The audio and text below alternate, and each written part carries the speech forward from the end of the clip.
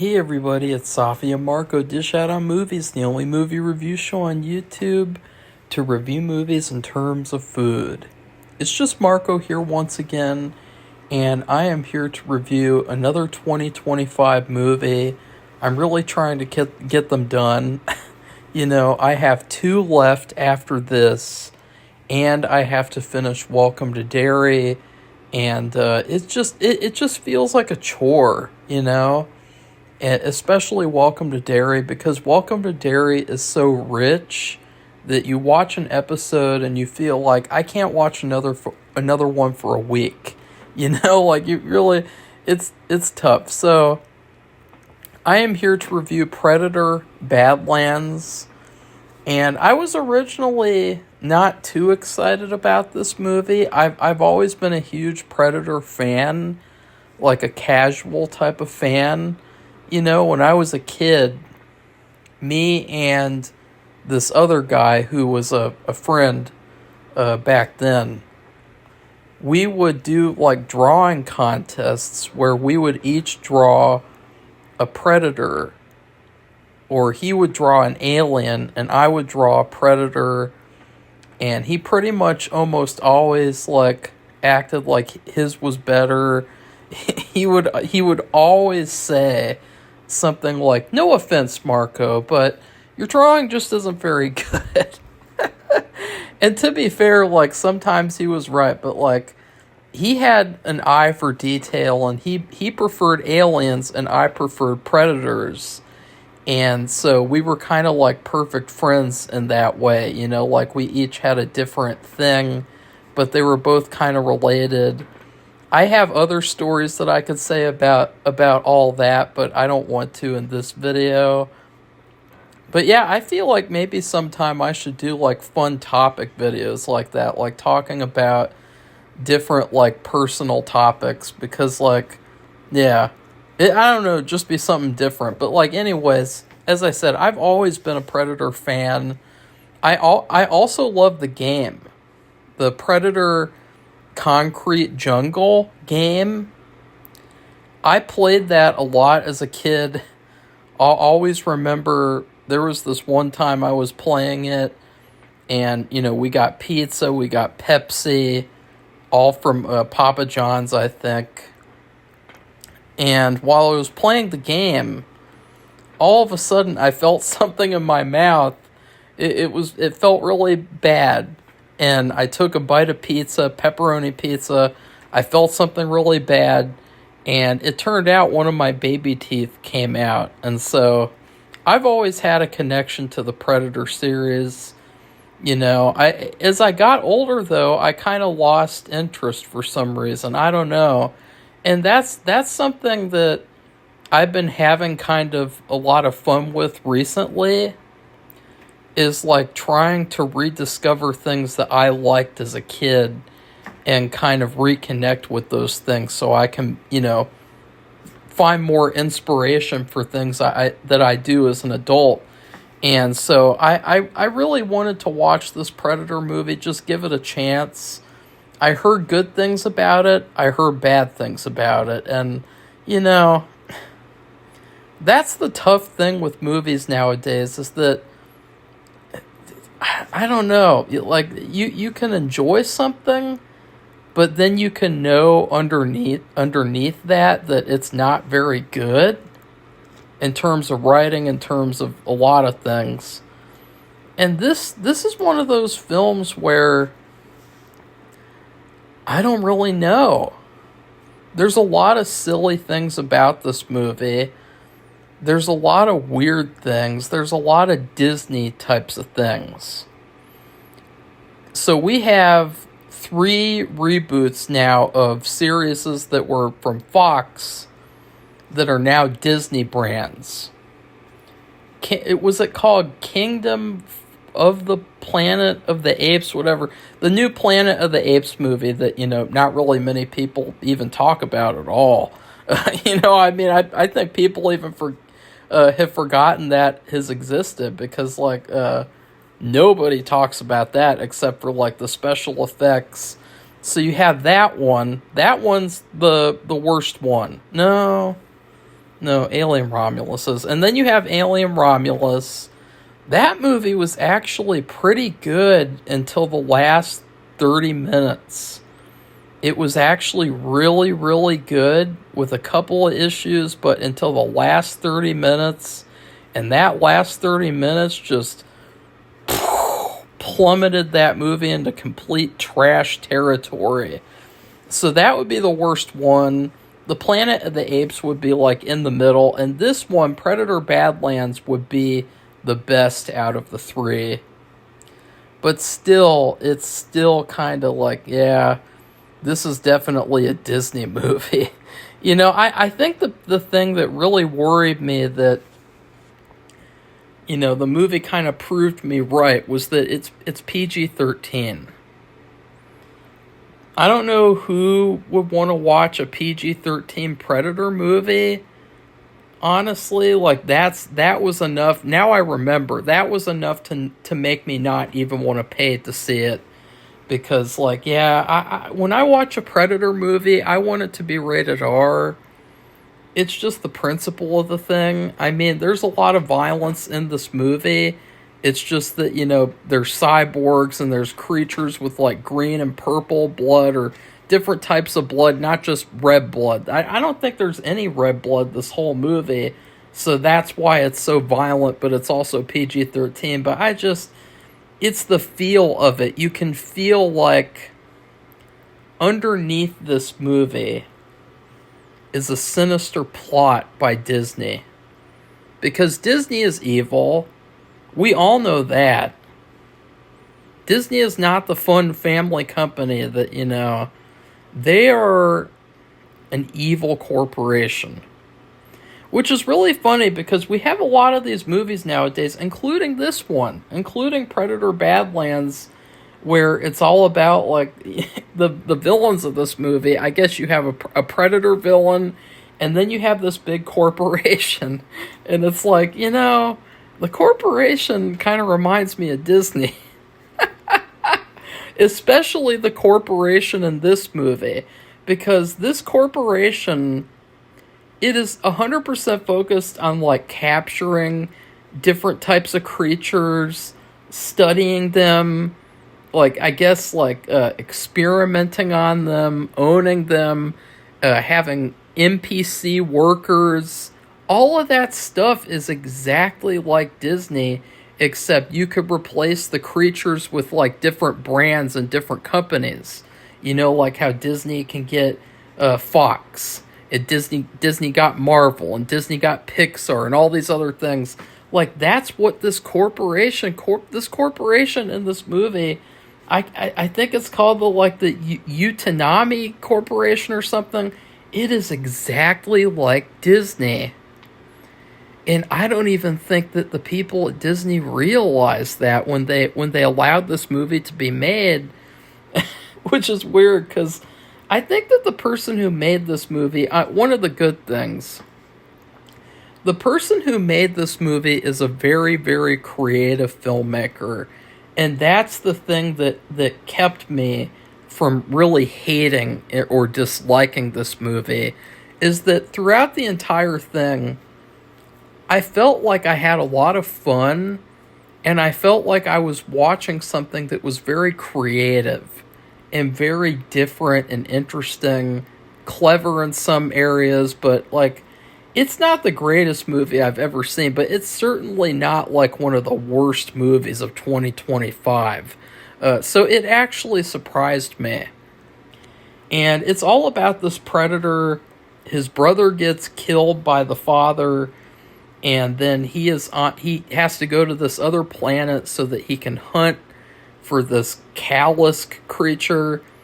And then he comes across an android or cyborg, whatever, that has been cut in half. And they go on adventures together. And he kind of like holds her on his back. And, you know, I gotta be honest, too, speaking of that, about halfway through this movie, I kept on thinking to myself, this is what Star Wars should be. This movie is like a Star Wars movie, but with predators in it. the person who made this movie, he should be able to make a Star Wars film. Like, obviously, George Lucas is the one who should be making all of Star Wars, and Disney should not even own Star Wars. But if I could pick a director to make a Star Wars, I would pick this guy, Dan Trachtenberg, because there were a lot of times throughout this movie that I felt like this reminded me of Return of the Jedi. It was kind of like a kid's film, just like Return of the Jedi. There were some things that kind of felt similar, like, remember how Luke Skywalker has Yoda on his back? He's carrying him on his back. And then you have the Predator in this movie, and he's carrying the android on his back. And just things like that just really reminded me of Star Wars. And reminded me in particular of Return of the Jedi. Because I think one of the issues with this movie is that it had a lot of cuteness. It had a lot of safety and cuteness about it that is very specific to Disney. You know, you have these cute looking creatures. You have like the small cute creature, and then later he grows up to be like bigger, which that's not a spoiler. I mean, creatures grow in different sizes. Like, it's kind of like Groot from Guardians of the Galaxy. And then, I don't know, it had this Disney feel that really, really hurt the movie. Because on its surface, this was actually a pretty decent film. There were some just Disney things about it that really, really got to me. But the creativity, the Star Wars feel, made me actually like the movie. And the action is pretty good, too. I mean, it has quite a bit of action. It probably has some of the best action and some of the most action out of all the 2025 movies. And that's another thing that I really liked. Now, I will say, obviously, this is one of those movies that promotes teamwork, being on a team. And look, I'm not trying to harp on teams or harp on working together. I'm not one of those types of people. It's just the fact that I feel like nowadays all we do is see movies about people working together on a team. And it almost seems like every single movie that's being made, they're forced to put teams in it. You have to have a girl, you have to have a creature, you have to have the main guy, the protagonist. You have to have these certain team members, and we have to have a team in every single movie now. We can't just have a main character who does everything himself the whole movie. Even though that's what happened in the original Predator, and that's one of the most famous, one of the best movies of all time. You know, you have Arnold, he does everything himself. I think that he works together a little bit, but everyone else gets killed. And he has to defeat the Predator all by himself. You know, he can't ask a girl android or a little small creature to help him. And then on the opposite side of that, the Predator and Predator, he's doing everything by himself too. And that's what makes him really, really scary and really awesome. I mean, that is one of the best movies ever, that original Predator. I mean, wow. It's kind of underrated, actually, if you think about it. Like, a lot of people talk about aliens. I like the alien stuff, but, like, Predator is better. Predators are just straight up better. Like, I like the design more. I think that the technology stuff is cool. I like the tribal aspects of it. Like, I think my favorite part of a Predator is the blades on their arms. I love the blades that like come out like Freddy Krueger type of thing. That's really, really cool. But like, yeah, this whole story, you have this Predator, or in this movie, we have the official name, and I swear to God, if I forget this, because they said this over and over and over again for like the full 2 hours, that what is their species called again? The stupid name that they came up with? Predator. Let me look it up. Badlands. I think it's like Yakuta or something. It was so stupid, and that she just kept on saying it. Yatja. It's the Yatja. I'm sorry, but that's really stupid. And then the main guy, the main predator, he is named Deck. And then you have Elle Fanning playing Thea. And then her sister is named, I think, Teresa or something. I don't know. The characters in this movie weren't great. But, like, basically, the first half was the weaker half. Because in the first half, it felt like a woke Disney. And I'm not saying woke in terms of, like, you know, I'm not trying to sound like one of those types of YouTubers. But, like, it felt like very Disney type of thing where it's like, this predator, she's got to teach him about his toxic masculinity. And she's got to teach him how, you know, how he should be doing things. And you know, he's got to learn his lessons about how predators are all toxic. And he's got to be sensitive like her. But then in the middle part of the movie, in the second half of the movie, it's kind of funny because it actually is proven the exact opposite. Like, if anything, even though there is a team aspect to this movie, and there are elements like that throughout this movie, that's what the movie was marketed as. The main predator, he is the main character of the movie, and he gets a lot accomplished all by himself. It feels a lot more like he is the main character rather than he is just a part of a team. And if anything, the aspect of being on a team, or the idea of being on a team, is kind of shown to be a weakness in this movie. You know, so I thought that was kind of surprising. Or not like a weakness, but just like, well, yeah, like a weakness. So yeah. And then it got better in the second half. The last part I thought was really, really good. Like the last battle, all the last fights. That's when the movie, when I decided that, like, okay, I like this movie. I don't love it. I wouldn't say that it's the best Predator movie ever made. The best Predator movie is the first one, obviously. But I would still recommend this movie, surprisingly. And I had fun with it. I would watch it again, too. I mean, I'm not the biggest fan of Elle Fanning. I don't know. There's something about her.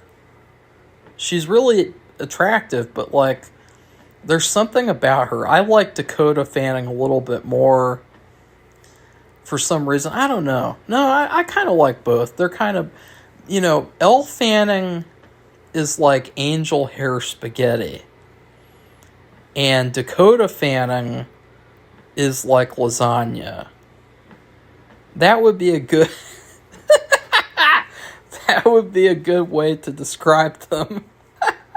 Cuz this is the only movie review show on YouTube to review movies in terms of food, and it's also the only one where we can rate people in terms of food.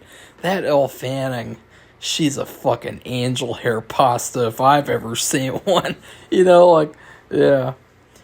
What also is cool about this movie, though, is that, and you guys know this from the trailers, hopefully, because I didn't watch the trailers. I just saw, like, pictures and stuff. But Elle Fanning is actually playing two roles in this movie. She plays both herself and her twin sister, which I thought was really cool. She did a great job. She was good enough to where I kind of forgot that she was also, you know, playing the other character, like in terms of they felt like distinctly separate characters. And so she did a really good job with that. And this is what I'm saying. Nowadays, it feels like people have forgotten what acting is.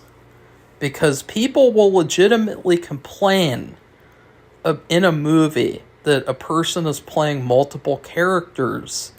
But more often than not, playing multiple characters is a lot of fun.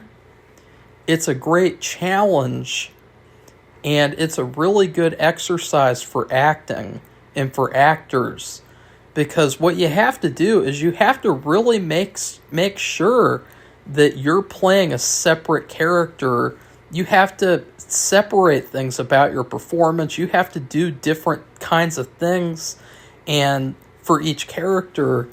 And if you don't, people are gonna, they'll pick it apart even more, because then they could say, well, why didn't they just get someone else like Peyton List or someone, something like that, or even Dakota Fanning, get her own sister to be in the movie with her. That would have been fun, but no, she did a great job, Elle Fanning. She did a great job playing herself and her sister. And so, yeah, again, I would recommend this movie. I also thought that it had a lot of great landscapes.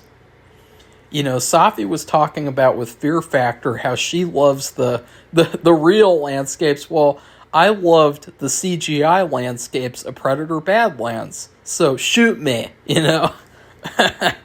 So anyways, in terms of food, this movie is like a big bowl of nachos with nacho cheese, beef, beans, fucking jalapenos, salsas, any topping for nachos that you could think of.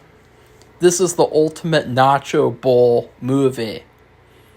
The positive about that is that, who doesn't love nachos? Nachos are a great party food. They're very satisfying. They're very comforting. The downside is, that this cheese, this nacho cheese, is Velveeta. And I have only ever had Velveeta twice. And both times, the worst thing about that cheese is that it hardens so fast. And, the fun thing about nachos is that it's a fun snack. You shouldn't have to worry about the cheese hardening. And so that's kind of what this movie is, to where it's very enjoyable, but underneath that, you have these Disney elements, and you have this weird Disney feeling that, feels so unnatural for a Predator movie. I mean, I know a lot of people too, a lot of you guys did not like just even the aspect of the Predator speaking. I don't have a problem with that, honestly. Like, I really didn't have a problem, because I thought, what? This is what is better than those new Godzilla movies that come out. Not the Godzilla -1, but the MonsterVerse ones, because in those, like 90% of the movie are just humans. Boring human characters that nobody cares about. And if you really handed the movie away to Godzilla, King Kong, those movies would be such better movies. Like, you need to trust these creatures to be characters. And so I really liked how the guy who made this movie trusted the Predator to be his own character. Now, there were some stupid things about the movie. So again, that's the Velveeta aspect of this movie. The Velveeta cheese. So yeah. So anyways, timestamp 24:31. You guys oh wait, I have to first I made this mistake the last video. You guys can check out the rest of the review on Patreon. It will be on tier 1. So go over there and subscribe now if you want to see what I have to say. All the spoilers